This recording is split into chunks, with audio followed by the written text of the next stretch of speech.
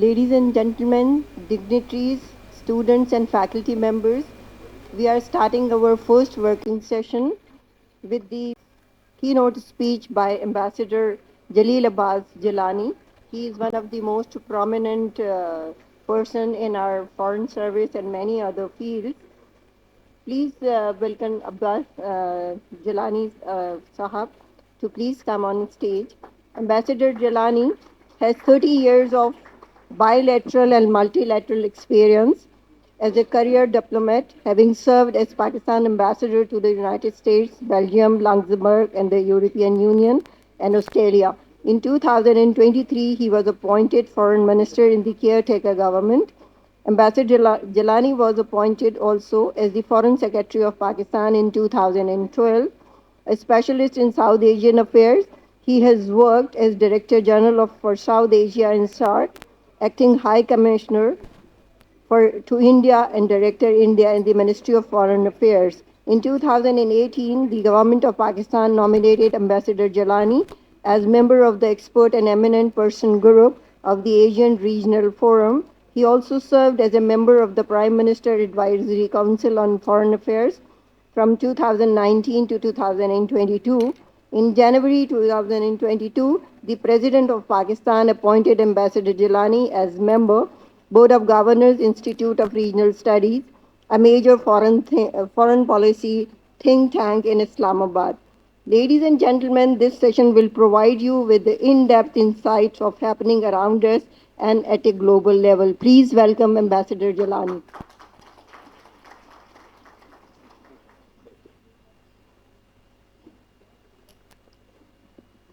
Thank you so much, Dr. Masuma Hasan Saba, for inviting me to this international conference. I always look forward to this wonderful conference. Um, uh, my participation in this conference, similar conference last year, was certainly an extremely educative experience. लेकिन आज doctor Masuma Hasan साहबा ने मुझे उस्तादों के सामने खड़ा कर दिया है. उस्ताद इंक्लूडिंग डॉक्टर मासूमा हसन साहबा हरसेल्फ, मुशाहिद हुसैन साहब, जावेद हुसैन साहब हमारे सीनियर कॉलीग्स रहे हैं और उनसे मैंने बहुत कुछ सीखा अपने डिप्लोमेटिक करियर में. Ladies and gentlemen, we are certainly living in very challenging times. And the world is really in turmoil. There is absolutely no doubt about it. Since the past few years, I would say that since the last couple of decades, our world is passing through one of the increasingly fragile and turbulent periods of modern history. While the existing disputes have remained unresolved and lingered on, new conflicts and trouble spots have erupted on the horizon. Pandemics and the negative impact of climate change are causing devastation. Ideological fault lines are deepening and sharpening. At the geopolitical level, the global system traverses towards multipolarity. Tensions between major powers, particularly the United States of America and China, Russia, continue to exacerbate. The growing polarization at the global level also affects the environment of peace, stability, and harmony in various regions of the world. It seems we are facing crisis on top of a crisis. The world had still not recovered from the negative impact of pandemic, the coronavirus. It turned our lives and economies upside down. You never know, and God forbid, we have not recovered because there is always a danger of new variants emerging, which would also affect can not only the health, but also the economies and the entire structure of the countries. Uh, at the geopolitical level, conflicts, hotspots, and war clouds are emerging. Dr. Saba mentioned about the Ukrainian-Russian war. It is going on for almost 2 years.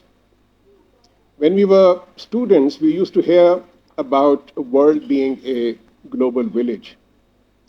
To be honest, at that time, we did not understand the exact meaning of this word. Why is this word global village? But now, any dispute happening in any part of the world is bound to have impact in almost every corner of the globe. It not only affects peace and stability, leads to increasing polarization, sanctions, and economic recessions across the globe. The end of this conflict is also, to be very honest, not in sight. The economic consequences of the Ukrainian war have spread fast and far, hitting hard the most vulnerable people. Inflation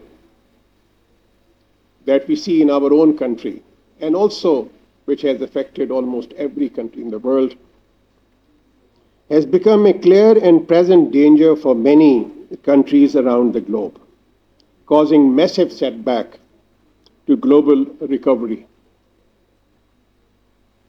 Israeli-Hamas war, Dr. Saba mentioned in the morning, and the continued indiscriminate killing of Palestinians, including children and women, is being done with impunity by Israel for the last 8 months. Unfortunately, the genocide being carried out by Israel enjoy the endorsement of some very powerful countries on the globe, particularly in the West, which is again strongly resented by their own people. While the governments may be supportive of this, the reign of terror unleashed by Israelis, but people have come out in hordes, I think, in almost every European country, and you must have also witnessed the students' reaction in the United States of America as well as other countries of the world about the massive support that they have extended to the Palestinian people. I was watching a video last night where the students in universities in the United States of America, during convocations, while receiving their degrees, were also carrying flags of Palestine, and they were also carrying various messages for the international community. As of now, more than 40,000 innocent civilians in Gaza, Rafah, and West Bank have been killed. 70% of them, as rightly mentioned by Dr. Masuma Hasan Saba, are women and children. Hospitals have been destroyed. There is absolutely no health facilities available for the survivors or for the injured. Educational institutions have been destroyed. And Dr. Saba rightly pointed out in the morning session, inaugural session, that artists, educationists, they have all been eliminated from the scene. There is no shelter available for the surviving population. People are being starved to death. There are multiple restrictions over the provision of much needed humanitarian assistance. I know it for sure because we have dispatched in the last 7-8 months about 8 consignments for the Palestinian people in Gaza. But unfortunately, most of the stuff that was sent by Pakistan was delayed for a considerable amount of time. And I have a first-hand knowledge of the kind of problems that our mission in Egypt would encounter in sending those relief goods or food assistance to the people in Gaza. The re-eruption of Houthis' challenge that led to strikes against their hideouts in Yemen has the potential to further destabilize the already fragmented peace and stability of the Middle East and aggravate tension between Iran and the United States of America as well as the Arab world. In our neighborhood, while more than 2.5 years have lapsed since the withdrawal of US and NATO forces from Afghanistan, decisive progress has not been achieved by the Afghan interim government. Instability in Afghanistan, which has been the hallmark for the last more than 40 years, continues to haunt not only Pakistan, but a number of other countries as well. The current Afghan interim government has also not been able to neutralize the terrorist groups operating from Afghanistan, which has emerged as a major concern. And mind you, they had made a commitment during the peace process that they will take decisive actions against all such groups operating from Afghanistan, but they have not achieved much success. Cross-border terrorist attacks perpetrated by TTP against Pakistan have registered almost 500% increase in the last 2.5 years. Several members of the armed forces, they have been killed in these terrorist attacks, and so are many of the civilians living in Pakistan, in our areas. Our eastern neighbor, India, is in the grip of a rising tide of Hindutva. The Indian Supreme Court's endorsement of the unilateral revocation of the special status of the disputed state of Jammu and Kashmir reflects a complete disregard of the international law and the UN Security Council. And it also shows how the institutions in India have been affected by this Hindutva movement. Because these days, if you read the accounts of various scholars from India and the international community, almost every institution, whether the Indian Armed Forces, whether it is the Indian judiciary or the civil services, they have been affected by this movement. And in order to show their allegiance, they are also following this message, Hindutva message in letter and spirit. Similarly, Prime Minister Modi's inauguration of the temple to replace 500 years old historic Babri Mosque in Ayodhya indicates utter disrespect towards the right of minorities in India. Prime Minister Modi, I have served in India for a number of years, almost 4 years, and I have a first-hand knowledge that he carries pathological hatred for Muslims as well as for Pakistan. During the Gujarat riots, which took place in 2002, whenever the Hindu mobs supervised by the government forces in the state of Gujarat, they would burn a Muslim village, they would leave behind a board, and the board would say, Mini Pakistan. So that's the kind of and this is something which is, not only that I'm saying, there is BBC documentary on the carnage that took place under supervised by the state government at that particular time. He has recently termed Muslims as infiltrators and terrorists. Peaceful coexistence with India, unfortunately, remains a mirage. Why I am saying this?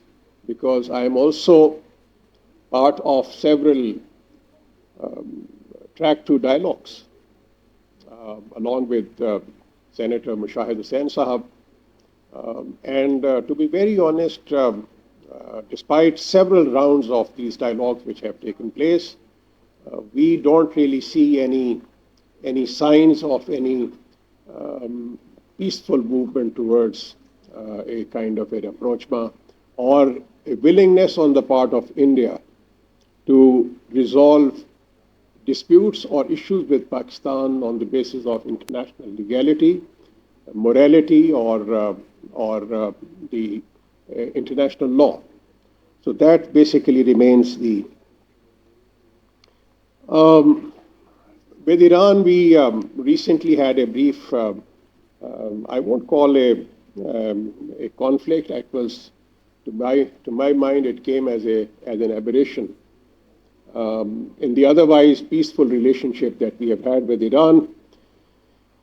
But and we were surprised, to be very honest, when Iran launched a missile in Balochistan province. Surprised and shocked because for the last more than 45 years, we are looking after Iranian interests in Washington, D.C., in the United States of America. And we have always supported Iran in the international forums. Obviously, we had to respond, but then I think better sense prevailed. There was an expression of regret from I'm sure that they also realized their mistakes, and probably the shortest possible period within which we were able to not only bring about peace and stability on our borders, but we also were able to develop a mechanism of closer cooperation with each other in order to allay our respective concerns. This was during the visit of the Iranian foreign minister to Pakistan on 29th January this year, and the agreement that we signed was further seal was put during the visit of President Raisi to Pakistan. Ladies and gentlemen, in Asia Pacific, tension is rising due mainly to the Indo-Pacific strategy which was introduced by President Obama in 2014. Initially, it was introduced as an Asia-Pacific strategy, but subsequently, during the Trump administration, it was renamed as Indo-Pacific strategy. And as part of this strategy, new alliances are being formed. New alliances in the shape of AUKUS, new alliances in the shape of quadrilateral security dialogue, and also I2U2. And according to the perception of many countries in Asia, these alliances have one objective: to undermine China one way or the other. But then this puts Asian countries, including Pakistan, in a very difficult situation because of the fear that this growing rivalry, which has developed between China and the United States of America, and it is increasing by each passing day, this may not put countries in a difficult situation of either with us or against us again. So this is not only a worry in Pakistan because of our very close relationship with China, but also in every Asian country, because when I attend Shangri-La Security Dialogue or other security dialogues, this is something which is mentioned by the delegates of other countries as well. While tension is mounting in South China Sea, there is a real danger of a conflict over Taiwan, claimed by China as part of the mainland, its mainland. The rivalry has trickle-down effects, which is, again, I was recently in Seoul attending the experts and eminent persons group, and this is again one of the topics, how this rivalry is affecting not only the foreign policies of the Asia-Pacific countries, but also the economic policies of because there are certain expectations from both the sides. If there are expectations from the United States of America, there are also expectations from the Chinese side as well.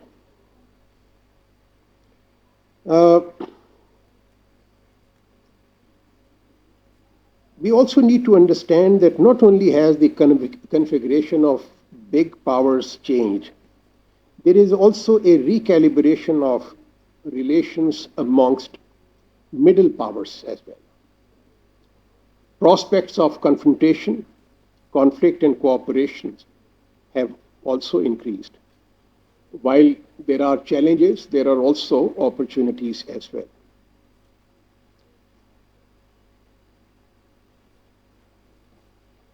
Confronted with these unprecedented challenges, Pakistan is certainly pursuing a responsible foreign policy. We have continued to demonstrate our priorities for international peace and stability.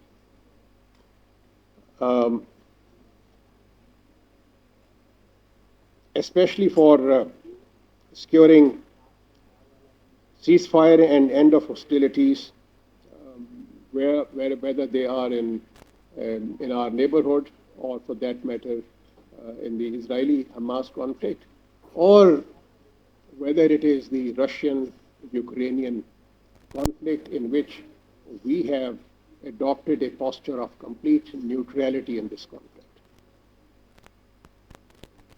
We have kept the Kashmir dispute alive despite several pressures over the last many decades. I remember that there was a time when India also launched a massive campaign in order to eliminate the Kashmir dispute from the UN Security Council agenda, but we were able to counter Indian moves. Similarly, they also tried to wind up the UNMOGIP, the United Nations Military Observer Group for India and Pakistan, which again we were able to counter it. We have had many success stories on the foreign policy domain. And if you look at the entire history, even while we had very limited resources, we were able to build a strong relationship with China that we could foresee. And I'm talking about the era of 50s, that China will one day emerge as a great country, a powerful country, and certainly in our neighborhood. We were also able to maintain a very good relationship with the United States of America. And then another important factor that we have to keep in mind is that our relationship with Russia are also growing. And they are growing at a great speed. Just imagine that there were two countries which were, part of totally two different blocks. But then I think it is because of I would attribute it to the success of Pakistan's foreign policy that we were able to build a very strong relationship. It's a strong military relationship with Russia.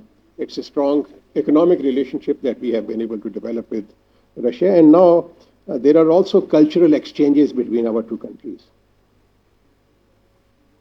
We never succumb to international pressure and pursued a policy which was in the best national interests. And I remember during the course of my diplomatic career, the amount of pressure that was exerted on Pakistan to wind up its nuclear program, and Senator Mushahid Saab would vouch that the kind of pressure that was exerted, that became an existential threat for Pakistan in those days. But since it was in Pakistan's larger national interest, we never succumbed to that pressure, and we pursued a nuclear program successfully. And this, our nuclear capability has also become a factor of stability in South Asia. And this is something which has been acknowledged by the leadership of both India and Pakistan. We were able to forge good relations, as I mentioned, with US, China, the EU, GCC, African countries, and the Islamic partners. Another point that we need to note is that most countries will not switch, but will develop multiple partnerships in the new scenario that is being developed in this volatile or in this world of turmoil. Pakistan, accordingly, will not, and this is a policy decision which enjoys the support of all political parties in Pakistan and also our people, civil society, that Pakistan will not become part of any power bloc. And we will continue its partnership with all countries.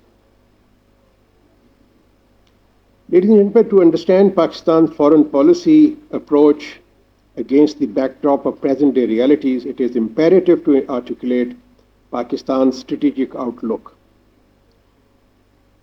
We need to understand, and this is an important point, ladies and gentlemen. I was, a couple of weeks ago, I was invited by Beacon House National University, and there was one question that I was asked by one of the students as to what is the most foreign policy challenge that Pakistan has faced in recent years. And my response was that troubled domestic front, economic stress and dependence, political instability in Pakistan is the most significant foreign policy challenge that I had faced as the foreign minister recently. It constrains your ability to pursue options according to your own interests. If you are economically dependent or if there is a political turmoil within a country, because you need to have a national consensus in support of your foreign policy options. And then threat to our own region is accentuated by the nuclearization of the Indian Ocean as well. The destabilizing developments assume a dangerous dimension against the backdrop of continuing illegal occupation of Jammu and Kashmir, violations of human rights of the Kashmiri people, and continued attempts at changing the demographic structure of the occupied territory. And one more thing, I've just mentioned about the formation of these alliances. As part of the Indo-Pacific strategy, India has been given the role of a net security provider for the Asian region. Now, from Pakistan's point of view, it's a dangerous proposition, which tantamounts to tacit acquiescence of hegemonic ambitions of one state. It bestows a sense of entitlement to one country to go beyond its genuine military or national security requirements. But then this is something which is not only a matter of concern, and I can assure you that this is also a matter of great concern, singling out India as the net security provider for all the South Asian countries, and also many countries in Asia as well. Ladies and gentlemen, enmity does not require permission, but friendship is by mutual consent. For any dispute resolution, there are a couple of factors which are of paramount importance. And I would list statesmanship and courage to take bold decisions by the leadership as the most important factor that would contribute to peace and stability in the region. And this is something which is more applicable in the context of India-Pakistan relationship. 5 elements: statesmanship, courage of the leadership. Number 2, support of all the stakeholders, including the opposition political parties, very, very important. Because third is the media. Media plays a very important role in promoting peace between countries. Fourth is the core constituencies. Core constituencies are people like us sitting here who also play a very, very important role. Whether we are civil servants, members of the armed forces, if we and let me tell you, having served for 40 years in the Foreign Service of Pakistan, I can tell you that we also have the civil servants, bureaucrats, members of the security agencies, intelligence agencies. They also have tremendous ability to sabotage the vision of the leadership, whether in Pakistan or whether in India. So their support to any peace process is also of critical importance. And lastly, the support by the international community, because these are, and incidentally, these were the factors which contributed to peace between India and Pakistan from 2003 to 2008. I remember that Prime Minister Vajpayee, at the height of tension between Pakistan and India, went to the Indian occupied Kashmir in Srinagar. He made a very, very important statement. And the statement and the exact words of Prime Minister Vajpayee were that we are willing to resolve the Kashmir dispute in accordance with insaniyat, which is humanity, in accordance with jamhuriyat, which is democracy, and in accordance with Kashmiriyat, which is according to the Kashmiri wishes. And it surprised everybody. And I was, while listening to that speech on 18th April, Mashayad Sahab, I thought that next morning the newspapers in India, they would be full of articles against the Prime Minister Vajpayee, because the mood was very tense in those days. But next morning, when I woke up and looked at the Indian newspapers, every editorial in every newspaper had positive things to say about this statement by Prime Minister. There was not a single critical article that appeared. So that means that the leadership can play a very important role, and that triggered the peace process that I was talking about. We enjoy a very close and broad-based and long-term all-weather friendship with China. If our focus was previously on purely strategic issues, so since 2013, we have added a very strong economic dimension to this relationship. China-Pakistan Economic Corridor, which was the flagship agreement of the Belt and Road Initiative, that has the potential to transform Pakistan economically. I take a lot of pride because on 22nd May 2013, I signed this agreement with the Chinese foreign minister in Islamabad, which was witnessed by the President of Pakistan, President Zardari, and also by the Chinese Premier who was visiting Pakistan at that particular time. Since I was part of the negotiations of China-Pakistan Economic Corridor, I tell you that it has tremendous potentials, provided we pursue this project as a national project and not at the whims of individuals, because this is something which can also pollute the overall spirit of an agreement. Pakistan, I mentioned about Afghanistan. We would like Afghanistan to succeed. We would like Afghanistan to prosper. But at the same time, we would also like to Afghans to government to take control of the activities of TTP. And I'm very sorry to say that we have not really seen any significant, meaningful steps taken by the Afghan interim government against the TTP elements. We are focused on enhancing our trade and economic ties and connectivity links with the Central Asian republics under our Vision Central Asia policy. Pakistan shares deep and fraternal relationship with the Gulf countries. And one very good thing that has happened, and to be very honest, I feel that this SIFC, it's a very good concept, because the idea behind the Special Investment Facilitation Council was to eliminate red tape and to speed up the process of investments and also project implementation.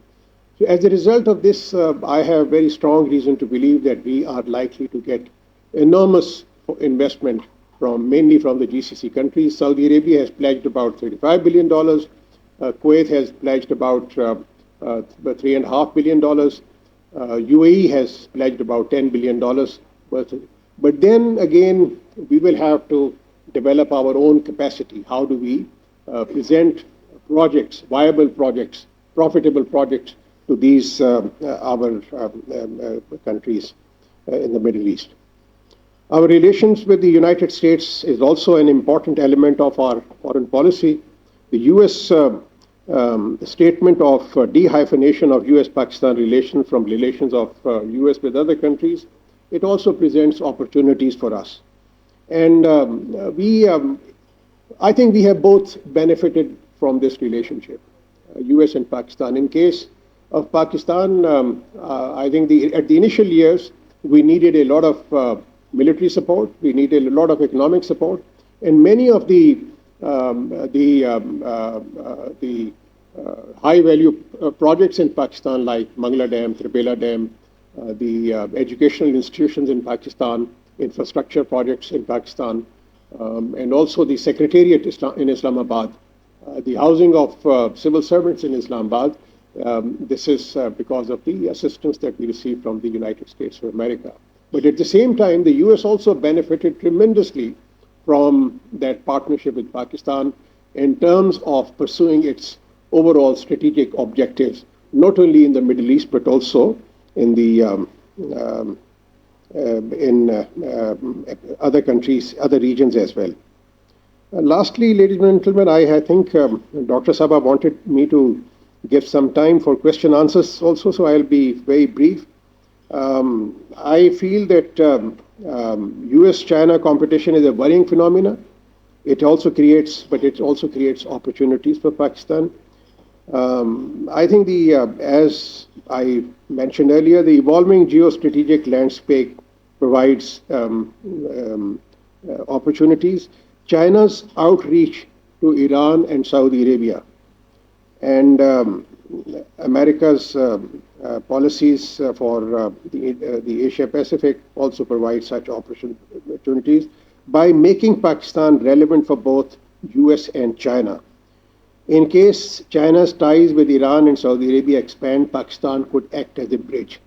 The US also needs to positively engage Pakistan to ensure that the latest strategic partnership with China and tension with India does not undermine its overall objectives in the region. As I mentioned, with the ASEAN, we are improving our relations. Africa and Latin America are also important and vibrant regions. Incidentally, a number of good initiatives have been taken in respect of Africa. Africa is an emerging economic bloc.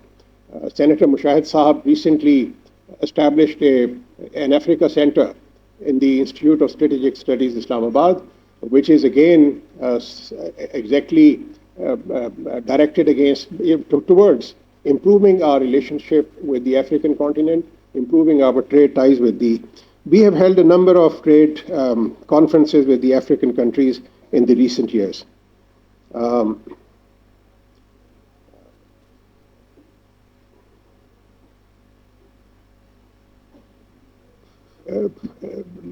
Towards the end, I would say that we are living in a world where wars in any part of the world creates economic distress. Surely there are challenges facing Pakistan's foreign policy and security interests. However, we are committed to working at domestic level as well as with our partners to address these challenges. I thank you, ladies and gentlemen, and I'll be very happy to take questions in case there is a.